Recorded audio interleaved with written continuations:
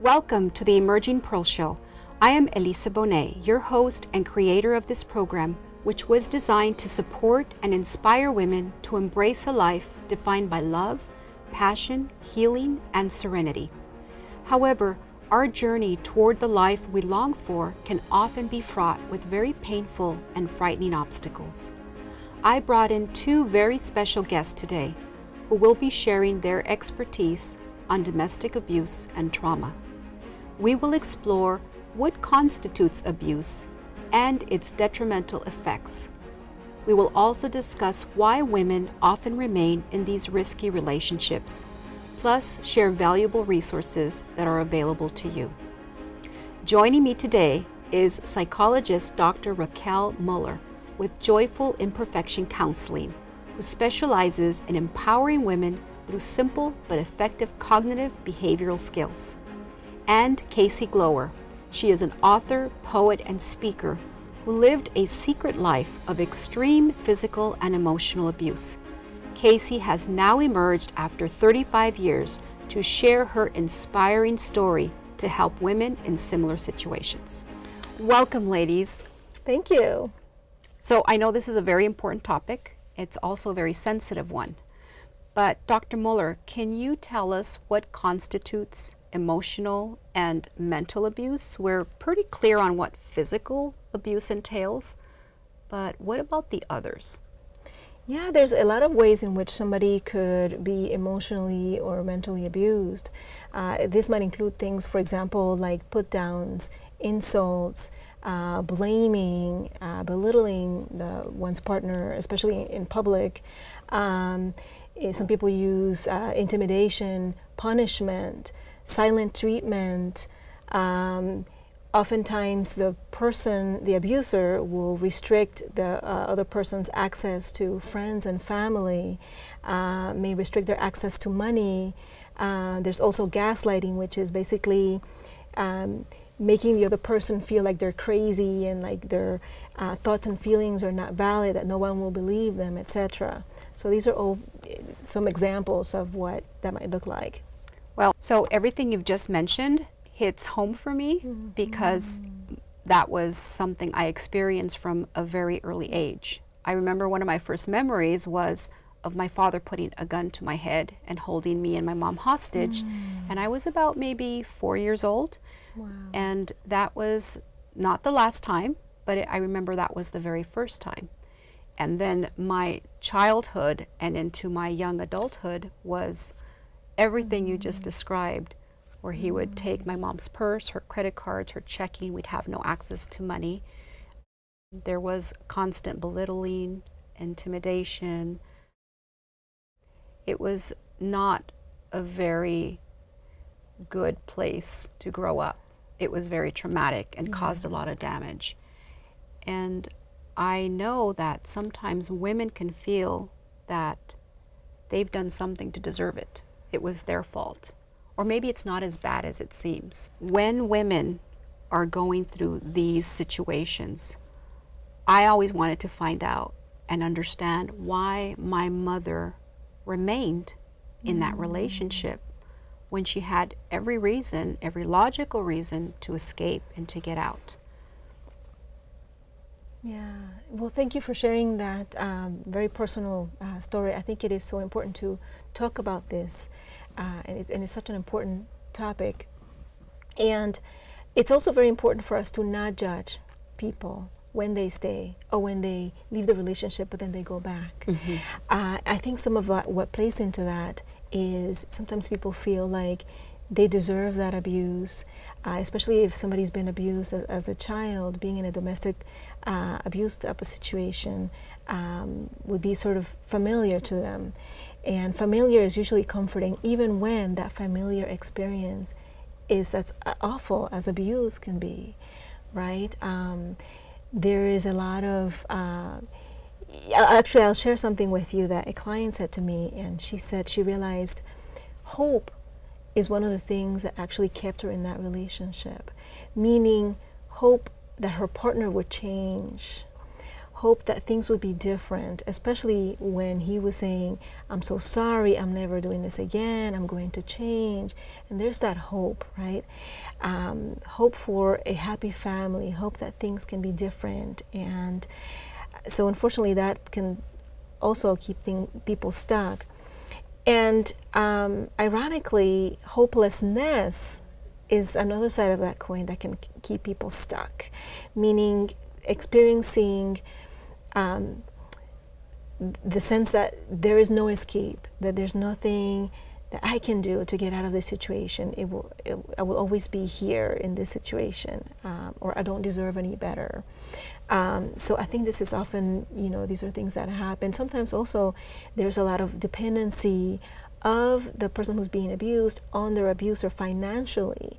And so that is a big fear. I'm not going to be able to make it on my own. I don't have any money. I don't have any place to go. And because there's also a lot of isolation socially, they may feel like they don't have those connections with people where they can reach out for help either, or that they'll be judged. Exactly. So. Yeah, I saw my mother firsthand deal with all of these different issues that you've brought up. Mm-hmm. That she wouldn't be able to support us, that she didn't deserve any better, that nobody else would care enough to help her. She was very, very isolated, felt very alone. And it was this trap of not feeling that she deserved any better, and that Absolutely. she wouldn't make it on her own. And even though on repeated occasions we attempted to escape, she inevitably would come back. And I could never understand that. And it was very, very frustrating. And I remember feeling just very angry. And of course you feel sorry for her, but then you start to blame and you do start to judge, because you just don't understand what would keep a woman in that situation. And then it's not only her being affected, but her children. But the aftermath of that creates so much pain for many, many years. Absolutely. And so that's why, I'm very grateful that, Kasey's here today, because you can tell us firsthand what it was like for you, maybe why you stayed, and then the effects that it's had, the repercussions of that decision, not only on you, but maybe on your family as well. Do you feel comfortable sharing that with us? So I can tell you from experience, I was with him 18 years before I had my child, and I stayed with him through abuse. He was abusing me before I got married. They get you into such a weak state. They do. They take away every privilege you have. It's gradual, but you fall into it. Yeah. So I had a successful career with IBM. I was a powerful woman, but yet I'd go home and be under this. It was almost like I was brainwashed. Yeah. And he had total access to my phone mail. All the money was turned over to him. He controlled every part of my life. And you are, with the constant belittling, with the constant insults, you feel inadequate. So you're caught in this situation where they have isolated you. They do impose punishment, and you tread lightly. So as I look back, I never was relaxed in my own home, not a day. Always dealing with the stress and the fear and what's going to happen next, walking on eggshells. Oh, it was a pattern. Mm-hmm. They have patterns, and you build up this fear as you see, like, I had to tell him everything I did every day. And I had to be home at a certain time. And if I was going to be late, I had to call. I mean, it's that controlling pattern. Yes. And so then when you're not home on time, then you're in trouble. Yeah. I mean, I'm a grown woman. Why did I do that? So with my father, what he would do is give us the silent treatment. That was his way of punishing us. And it would go for days, sometimes even weeks. And then we were timed from the time we got out of school. He knew exactly how long it would take us to get home. And so I couldn't stop and say hi to friends. I didn't have extracurricular activities. And so sometimes in families we imagine the The parent is the one being abused, the mom in most cases being abused. But that abuse trickles down to the children.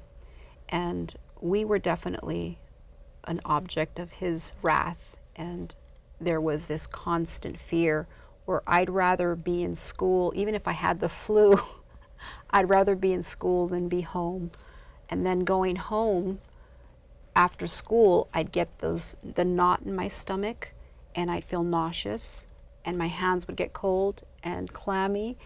And every day after school, I dreaded it because I didn't know what mood he was going to be in. I didn't know if he was going to be drinking. I didn't know if he was going to be angry. I didn't know if he was going to have the gun out.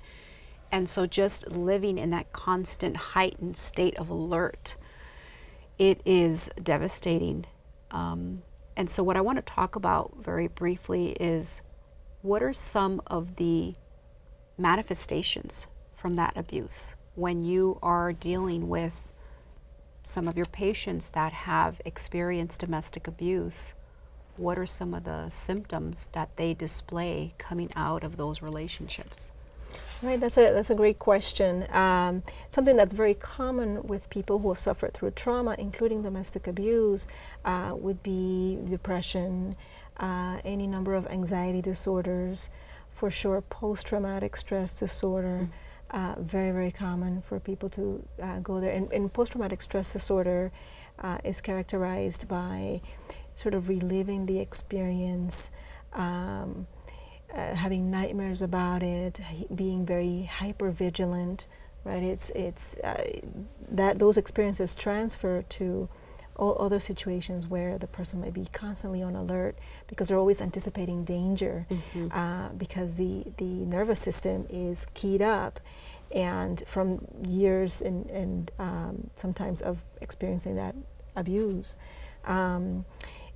Of course, having experienced that also produces a big blow to a person's self-esteem, their sense of self-worth, their self-confidence. And as Kasey, you pointed out, it's something that happens gradually over time, and the person may not even realize what's going on. I know exactly what that feels like because once I left my home, I ran away. I eloped because I couldn't take it anymore. And I was not an individual because I was never empowered to make decisions. I was never given the ability to choose. I didn't have a voice. I did what I was told, and I felt what I was told I should be feeling. And I ate and I dressed, and everything I did was under this umbrella of control. And so when I became an adult, I still was a child. I couldn't make a decision. I doubted myself. I wanted everybody else's opinion because I was so uncertain. What if I made a mistake? And even though I was no longer faced with that imminent danger, I was still afraid. I was going to make a mistake. What if I make the wrong choice? And living in that constant fear was so debilitating. And you do go into this cycle of depression and anxiety, and I had the PTSD and the borderline personality disorder and the panic attacks, and even became agoraphobic for a time. So these hosts of mental and emotional traumas lingered. Even though I had left that prison, I was still a prison in my own mind and in my own body because I had never developed into a normal, healthy human being. Right. And it is a prison. And as a mom, I didn't see the damage being done to my son. I was so busy trying to keep it together myself, right? And trying to protect him and keep the family together, that you don't realize the damage that you're doing to your children. It's only until you start talking about it does it become real. And that's the first step that everybody must do, is tell somebody they trust. They have to tell somebody, and that's the first step to getting out of it. And that goes right into the steps we would take, Dr. Muller. Like, what are the steps we take to empower ourselves, to start the healing process, to get out of a dangerous situation? Where do you begin? When you're so devastated, you feel so broken, you feel so alone, you're so terrified, You may not have money, you may not have a job, you're afraid they're going to take your children away.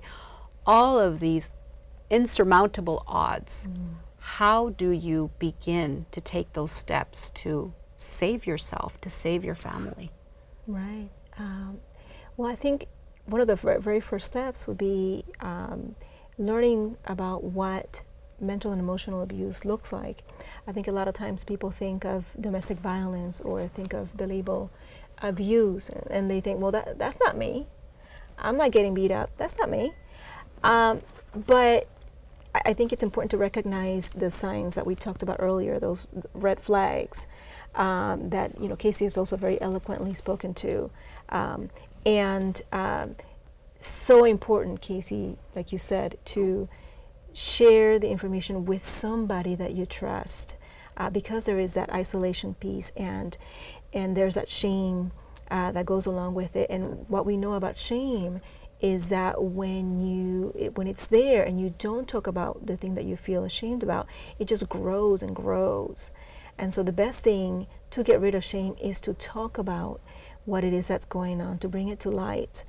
And I actually would like to share a quote that was given to me by one of my clients in regard to this very issue. And she says, "Never give up, allow yourself to simply survive, and when the opportunity comes that a safe person comes into your life, take that opportunity and speak." Yes. Speak. So important. Not only for yourself, but for your kids. And I do have some additional recommendations in terms of practical steps. So for example, we know that financial control is one of the aspects of the abuse. And so stashing away a little bit of money each week is probably a really good idea. It's good to have perhaps like a escape bag set up where there's clothing in it, there's medications, there's important documents like social security cards, passports, birth certificates, things of this nature, some money in case that if ever you needed to make a quick getaway, that would be there. And ideally would be kept someplace safe, like maybe at a friend's house or at work, if the person works. And copies of important documents could also be kept in like a post office box, for example. I think it's really important also to document the abuse, whether through journaling and or photos if there's physical signs of injury.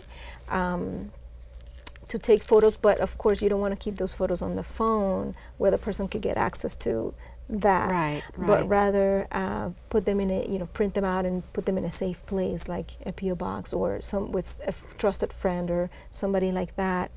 And then going to doctors is another way to have those physical injuries documented in such a way that if there's a future legal action, there's evidence that can be obtained to help in the case. So a lot of it has to do with us making that decision that we want the help, recognizing first we need help and that what we're going through is not normal, having the courage to actually ask for help, and then following through. Because sometimes I know my mom repeatedly asked for help and would escape, get away, we'd end up with relatives, but she always came back. And so realizing that taking that step should be permanent, because this person's more than likely not going to change. Exactly. But and it's hard. That's where the safe friend comes in. If somebody could really, really take them under their wing and help them. Because once you break free, it still is so hard to break free. What are some of the different things that sometimes we're afraid to do that could actually save our life at a certain point? Yeah, I think that's a great point about the code word, whether it be sent it in a text or maybe if there's an opportunity to call the person and say the word, something that obviously the abuser wouldn't know, so that will be a cue for that person to call for help. And definitely the restraining order, that's another element. And I think, oftentimes, like you were pointing out, Kasey, unfortunately, police don't have the necessary training to really understand the situation, and they may contribute to the victim feeling disempowered and hopeless, like there's no escape from this. So I think having somebody be alerted to, now there's a restraining order. If it would be possible at all, I would say, talking to the neighbors and say, okay, this person, I have a restraining order against them, and if you see them, please call. Alert the police or the police. let me know. I think also having that bag, stashed somewhere safe would be a good idea in case that a quick getaway is needed. Also, I'm going to suggest having a list of perhaps shelters in the area or hotlines to call in case of an emergency popping up. Yeah. Well, I know that you've shared some of those hotline numbers and shelters, and we're going to make sure we list them. But we have the aftermath of the trauma, the healing that has to take place. What are some of the things that women are faced with? I know we touched on like the anxiety, the depression, the PTSD, but how do you start a new chapter in your life? How do you move forward? How do you move beyond the pain and the trauma? Well, as a therapist, I always think of getting psychological help. One of the things that I find is really, really important in helping people to heal is offering validation, offering support, normalizing the feelings, the emotions that they're going through. I've found that sometimes people with trauma can't even find the words to describe their own emotions, or they may not even know what it is they feel. They may be kind of numb. And I think part of the work then would entail putting them in touch with those experiences and validating, yeah, this is horrible. This is not okay, and it's very painful. And at the same time provide hope. I think that is so crucial as well, to provide hope that you can live a better life, you can turn things around, you deserve better, your children deserve better. I think that's so, so important. One of the first things I had to do was make the decision that I was no longer going to be a victim. Right. When I made that decision, but the thing is, that's what we were. Yeah. And that's where we were trapped for many, many years. And because we remained in victim mode, we didn't stand up for ourselves, we didn't fight back, we didn't get out, because we were victims. And we stayed there because we saw ourselves as victims of these situations. But once you decide that you are no longer a victim, that you're going to take control, that you're going to take back that power, and you're going to live your life according to your rules, your standards, what your wants, needs, and desires are, just deciding that you will no longer be a victim, it just shifts everything, shifts your perspective, and opens up a whole new way of thinking and being. And just knowing you can decide that is, for me, was the first step towards healing. And then taking, that long road toward getting better was not easy, but just knowing that I had the control and the power to change my life. And now making sure that I help other women that don't have voices realize they do have the power, they do have control, and you can emerge a stronger and more beautiful person. And just like anybody who's gone through any difficult situation, you can find some beauty in the fact that, just sitting in my living room having a cup of tea by myself is like one of the most enjoyable things I do. I had a girlfriend say, gosh, it's like so many things I take for granted you don't, because you didn't have that freedom. Freedom's like my favorite word. Yes. Right? Freedom and no rules. And look at you now. You're thriving, you're a poet, you're inspiring other women, you're an entrepreneur, you've taken control of your life, you're on your way to healing, helping your son heal. And I applaud you, because it took a lot of courage to start anew. You know, It's hard, and thank you so much. And yeah, it's like I want to help other women not stay as long as I did. yeah. Congratulations for all your success and for just coming on this show and giving this very, very sensitive and painful topic, sharing your experience with us, because you can be empowering others and helping other women that might be in our audience who feel the way we have felt in these circumstances. We need to speak. I mean, the power is definitely in your silence. Their Right. power is in your silence. And we have to take that power away. Get it back. Absolutely. Yeah. I just want to add that I think we can all be part of the solution. Certainly, you know, having taking that stance of I'm not a victim. I'm going to do things differently. I don't deserve this. I want to create a different kind of life, right? But I think we can also, you know, all of us, you know, pay attention and notice those little red flags and be that safe person for someone else and encourage them to speak up and be that person that can support them in getting the help and putting them on the right path.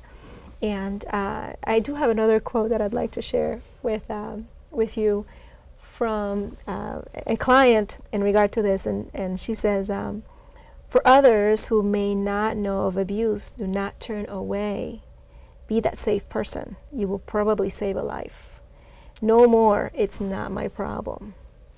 Right? So I think that we need to look at it that way, that we can all be part of the solution and help someone else, even if we don't have any particular special skills, just being that person that can be there and support somebody, and also not judge.